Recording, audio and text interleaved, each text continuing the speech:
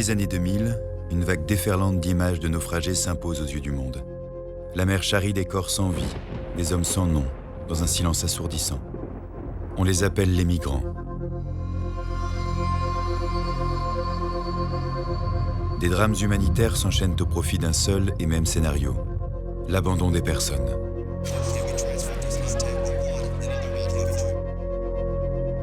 Mais qui est l'étranger ? Cette question laissée sans réponse engage les artistes dans leur époque à s'en saisir pour nous interpeller.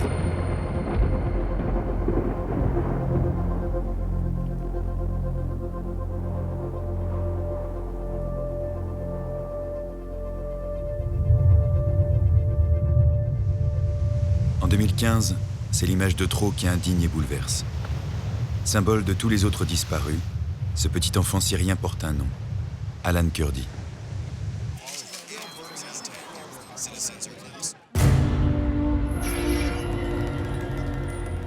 Miroir des conflits qui déchirent certaines régions du monde, le désespoir de ces hommes fuyant malheur et pauvreté se répand comme une tache indélébile.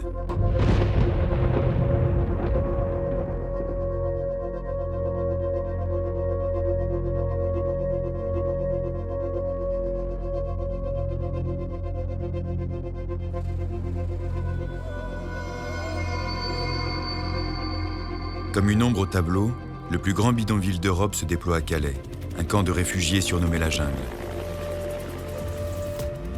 C'est sur ce terrain que le plus mystérieux des artistes décide d'œuvrer en leur nom.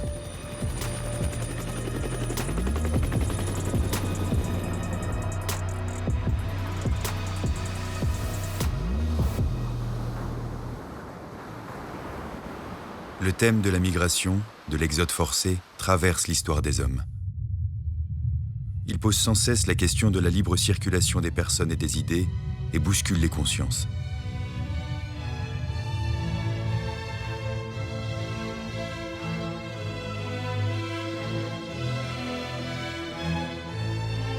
Deux siècles séparent Banksy de Jéricho. 2 siècles séparent les 2 radeaux de la Méduse. 2 siècles rapprochent 2 artistes dans leur engagement.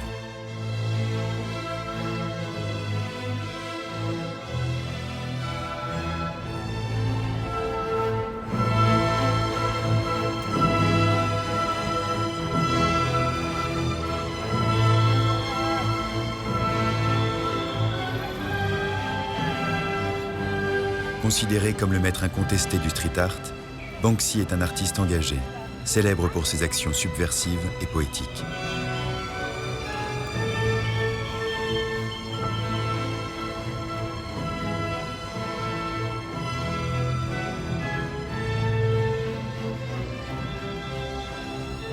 En décembre 2015, Banksy est intervenu à plusieurs reprises dans ce camp de réfugiés qui commence à questionner les pouvoirs publics et les 2 pays que sont la France et l'Angleterre de l'autre côté sur leur traitement humain. Une des œuvres qu'il a réalisées à ce moment-là à Calais, qui est majeure puisqu'elle relie aussi son travail à l'histoire de l'art, c'est un pochoir du radeau de la Méduse de Jéricho. Cette œuvre est exposée au Louvre et il la remet là dans son contexte calaisien, dans la rue, là où passent les migrants. Né en 1791 à Rouen, Théodore Géricault est l'incarnation du peintre romantique français. En chef de file de ce mouvement, sensible et passionné, il défend un engagement politique progressiste. Il a 27 ans quand il décide de représenter le naufrage de la Méduse. Le 17 juin 1816, la frégate de la Marine royale fait route vers le Sénégal pour récupérer ses colonies auprès des Anglais. Son capitaine, le vicomte de Chaumaret, laisse échouer le navire sur un banc de sable, pourtant signalé sur les cartes maritimes. Dépassé par son inconséquence, il décide d'évacuer et réserve les canaux de sauvetage peu nombreux aux officiers. Un radeau de 20 mètres de long est construit à la va-vite pour plus de 150 passagers afin d'être remorqué.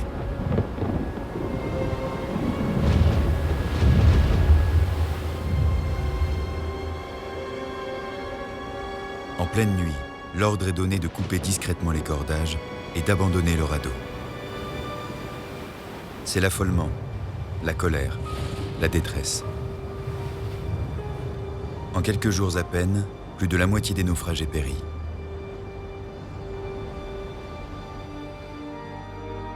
Après 13 jours de dérive, de famine et de meurtre, le radeau est finalement retrouvé par le navire l'Argus. Seuls 10 hommes seront sauvés. Géricault choisit de représenter le désespoir qui précéda le sauvetage des naufragés, en plaçant le bateau l'Argus si loin qu'il ne peut les apercevoir.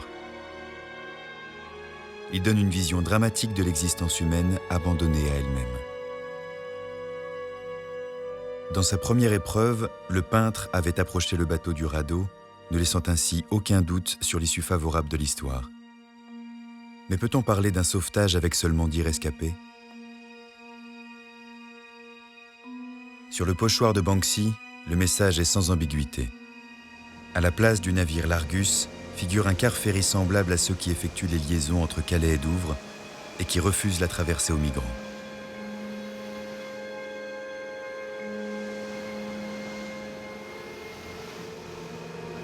Il dit « Nous ne sommes pas tous dans le même bateau ». Ce qui est étonnant, c'est de voir à quel point autant Géricault que Banksy sont des hommes de préparation.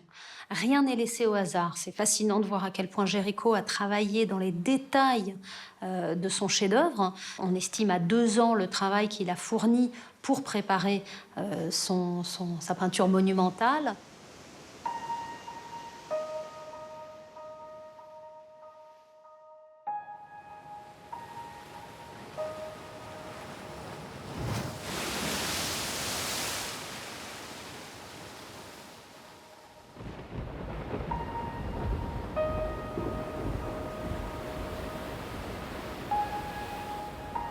Géricault mène un gigantesque travail d'investigation.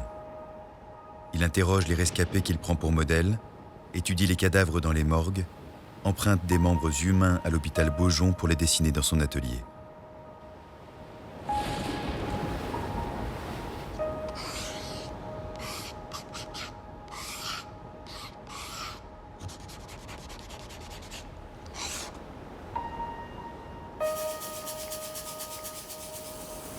Géricault raconte la vraie histoire avec une vision de l'art qui dépasse son sujet.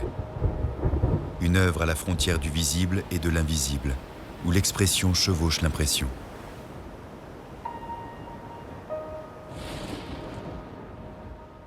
On est face à 2 artistes engagés avec Géricault et Banksy, à 2 siècles de différence, mais l'un et l'autre s'inscrivent dans une actualité. Les 2 ont décidé d'utiliser l'image pour frapper encore plus fort. C'est là la force de l'artistique qui peut relayer des messages et les pousser encore plus loin qu'un débat qui existe déjà.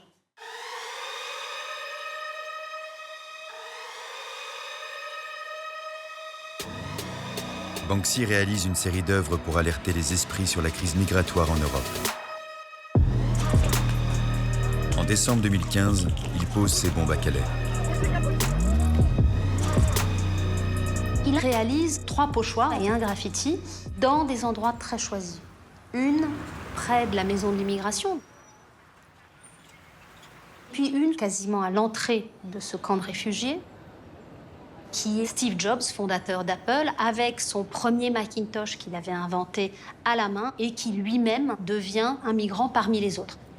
N'oublions pas que Steve Jobs lui-même est un réfugié syrien, arrivé aux États-Unis avec la réussite qu'on lui connaît en ayant fondé Apple.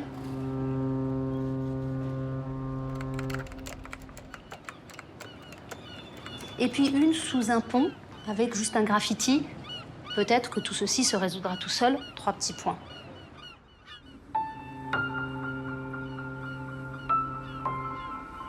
Une autre œuvre avec ce rapport qui est un thème récurrent chez Banksy, du regard enfantin.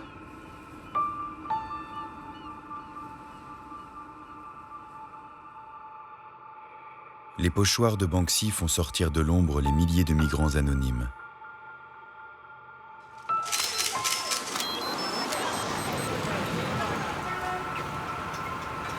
Quelques semaines après Calais, Banksy crée à nouveau l'événement. À Londres, sur un mur en face de l'ambassade de France, il représente une petite fille en pleurs devant le drapeau français. C'est la petite Cosette du célèbre roman de Victor Hugo, Les Misérables, devenue un symbole de l'enfance maltraitée par les adultes et de la pauvreté.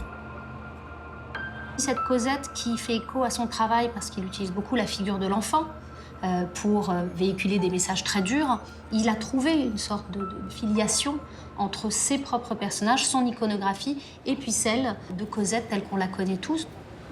L'idée, c'était vraiment de prendre les symboles, les piliers de la culture française et d'enfoncer le clou.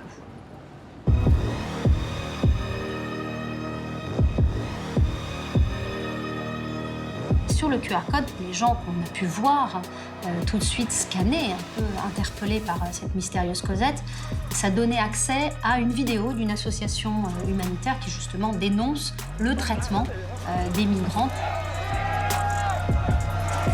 C'est dans son travail une des premières œuvres interactives et qui justement donne encore plus d'écho à ce qu'il a pu vouloir dire.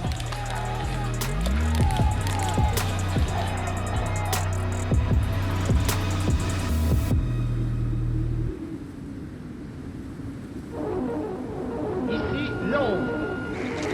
La mobilité dans les maquis est un élément essentiel de la lutte.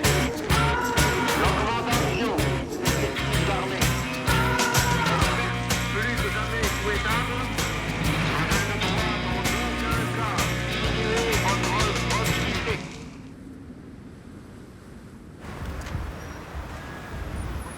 Le 26 janvier au matin, l'œuvre de Banksy est recouverte, 2 jours à peine après sa révélation. Il faut stopper vite l'hémorragie médiatique qu'elle provoque.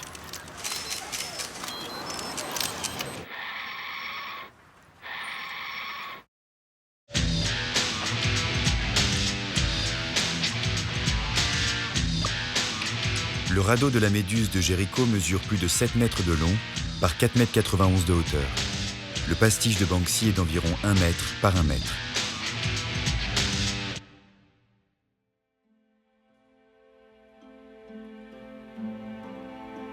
L'action est organisée en 2 pyramides distinctes, servant à prédire 2 scénarios. Le massacre ou le sauvetage. À gauche, le père retient le corps sans vie du fils. Perdu dans son chagrin, il semble imperméable au reste du radeau. Tapi dans l'ombre, un autre, le visage pétrifié, enfouit vainement sa tête entre ses mains.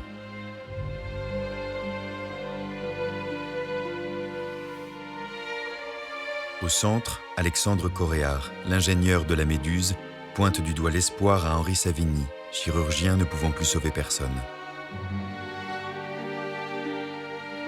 Tel le fléau de la justice, ces 2 témoins rescapés font éclater à leur retour le scandale du naufrage de la Méduse. À droite, les hommes en cordon serré s'agrippent à l'espoir d'être sauvés, portés par le bras du métis en guide universel.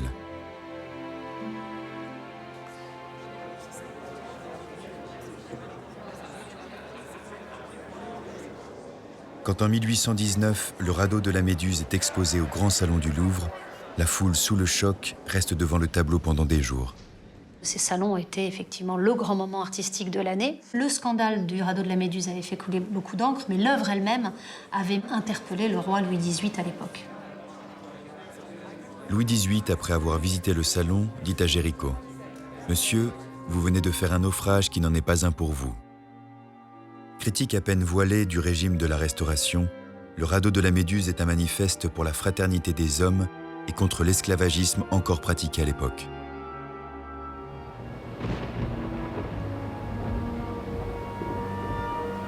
Alors qu'un seul homme noir était présent sur le navire La Méduse, Jéricho décide d'en représenter 4 sur le radeau.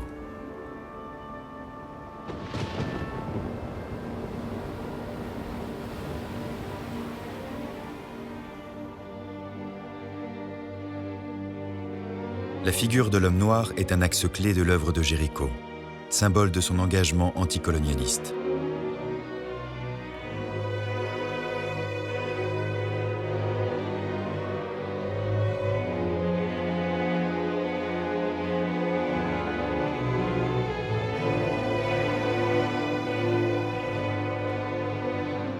Comme en témoignent ses liens avec les milieux abolitionnistes, dont Guillaume Guillon-Létière, fils naturel d'une esclave affranchie, engagée dans la lutte pour l'indépendance d'Haïti.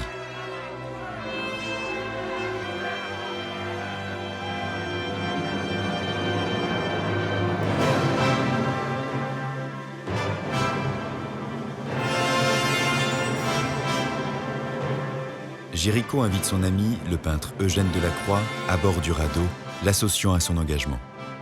Celui-ci, en digne héritier, représente 11 ans plus tard la Marianne et les symboles de la République française, liberté, égalité, fraternité.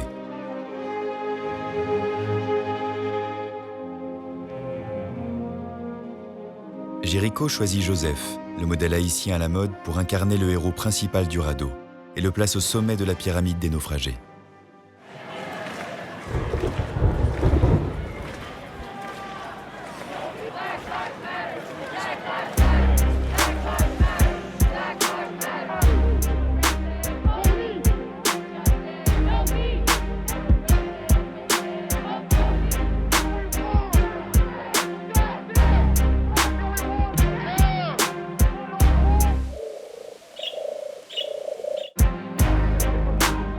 En 2020, George Floyd, un homme noir américain, meurt étouffé par un policier filmé devant le monde entier. Banksy dit « C'est un problème de blancs, et si les blancs ne le règlent pas, quelqu'un devra monter et enfoncer la porte. »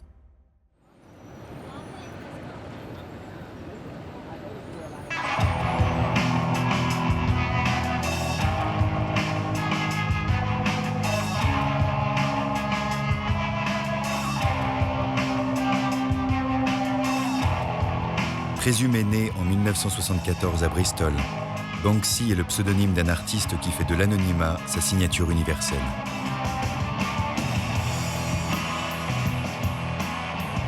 Émergeant du milieu underground des années 90, il s'exprime sur les murs en toute illégalité.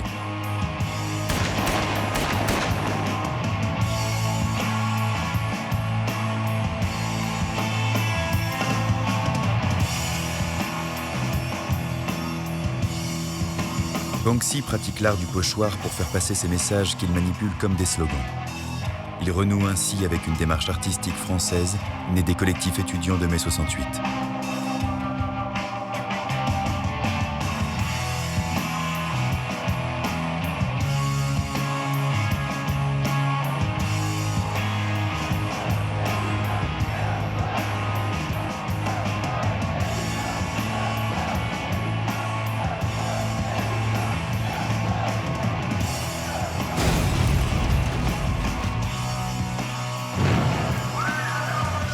Il dit « 50 ans depuis le soulèvement de Paris en 1968, le berceau de l'art moderne du pochoir.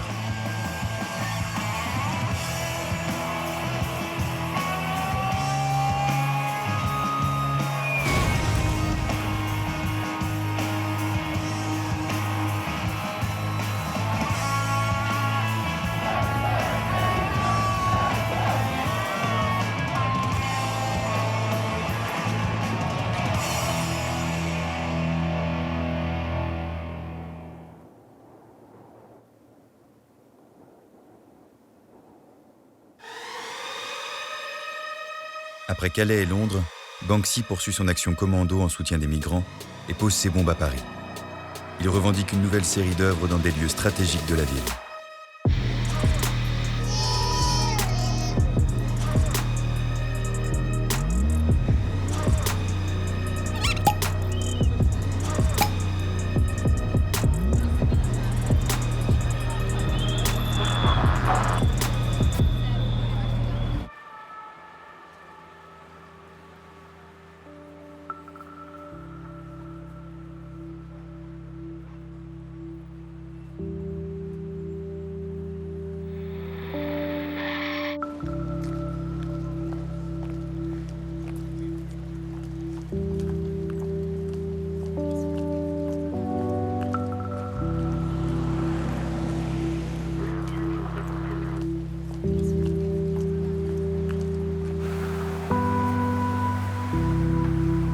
Le 20 juin 2018, on découvre le pochoir d'une fillette dormant dans la rue, sur un mur près du centre d'accueil des migrants qui vient d'être démantelé. C'est la journée mondiale des réfugiés. Plus de 25 millions de personnes, dont la moitié a moins de 18 ans.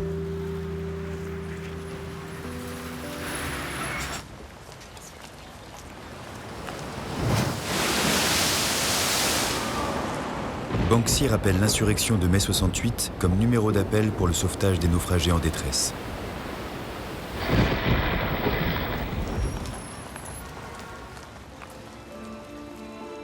Pièce maîtresse de son action à Paris, Banksy revendique un monumental pochoir d'après un monument de la peinture classique signé Jacques-Louis David. Ce célèbre portrait de propagande représente un Napoléon victorieux franchissant les Alpes lors de la campagne d'Italie. Banksy intervient pile au moment où le navire de l'association humanitaire SOS Méditerranée vient de sauver 630 migrants, où l'Italie ferme ses portes,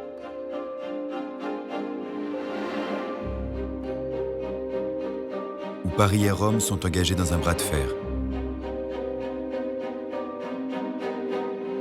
où l'Union européenne improvise un mini-sommet.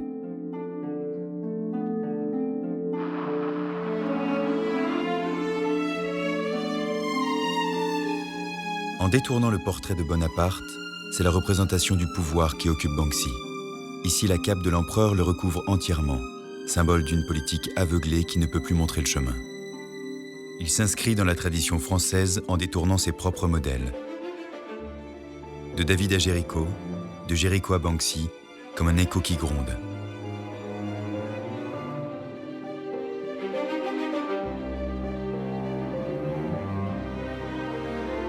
Le pastiche dans l'œuvre de Banksy a une place importante. C'est quelqu'un avec son humour et son sens satirique. Il adore faire référence à l'histoire de l'art.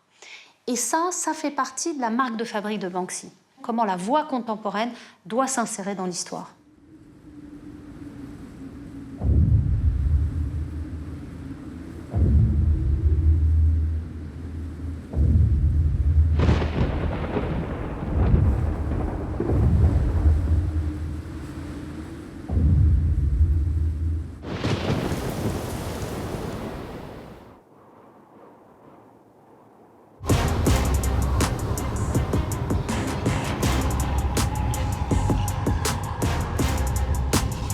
En 2020, l'Europe fait la sourde oreille aux appels de détresse des migrants en recrudescence en Méditerranée.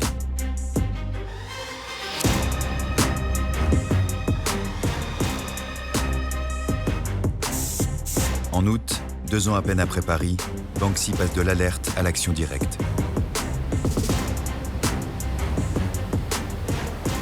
Il achète en secret un bateau rapide des douanes françaises qui prend de vitesse les gardes-côtes et sauve les naufragés en toute illégalité.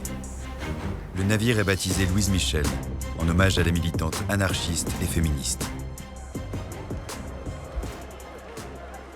En 1871, cette institutrice engagée devient une grande figure révolutionnaire lors de l'insurrection de la Commune de Paris.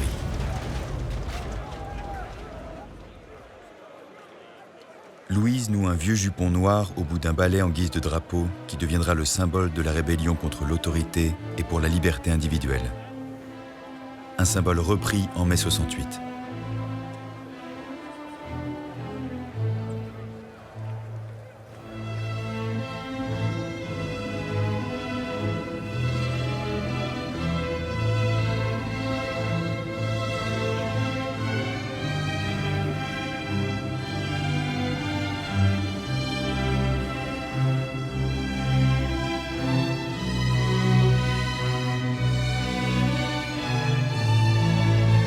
Symbole d'un futur à construire, son œuvre de 31 mètres de long fend la Méditerranée pour sauver des vies.